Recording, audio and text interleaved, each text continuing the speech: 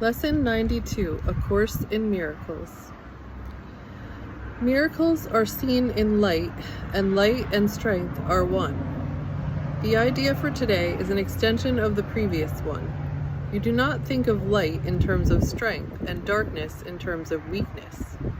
That is because your idea of what seeing means is tied up with the body and its eyes and brain. Thus you believe that you can change what you see by putting little bits of glass before your eyes.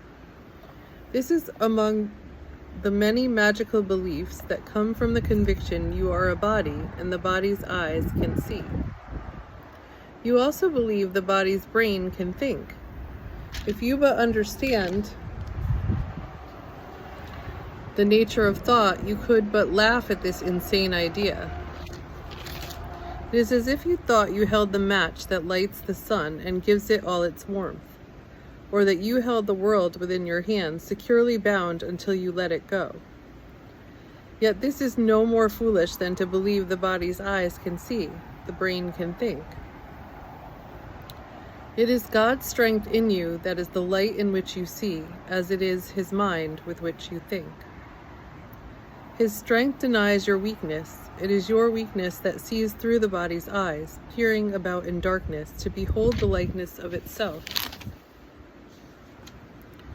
The small, the weak, the sickly and the dying, those in need, the helpless and afraid, the sad, the poor, the starving, and the joyless. These are seen through eyes that cannot see and cannot bless. Strength overlooks these things by seeing past appearances. It keeps its steady gaze upon the light that lies beyond them. It unites with light, of which it is a part. It sees itself. It brings the light in which yourself appears. In darkness you perceive a self that is not there. Strength is the truth about you. Weakness is an idol, falsely worshipped and adored, that strength may be dispelled and darkness rule where God appointed that there should be light.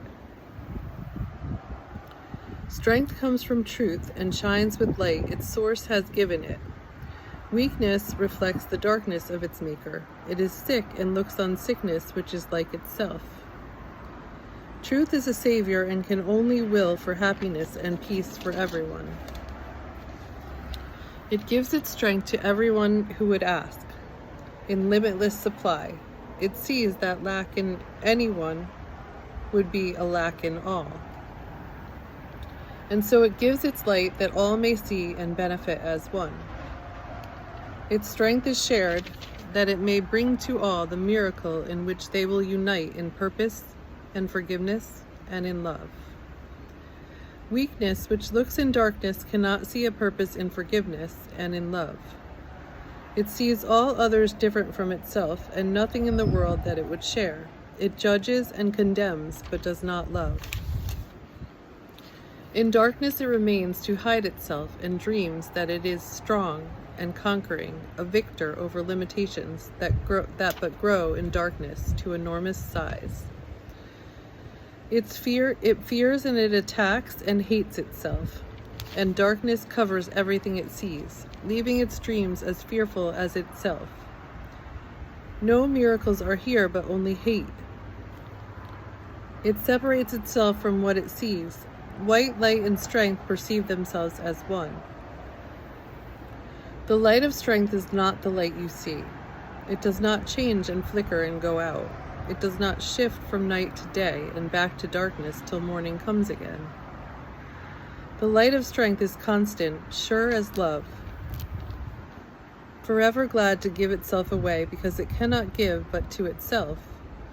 No one can ask in vain to share its sight, and none who enters its abode can leave without a miracle before his eyes, and strength and light abiding in his heart.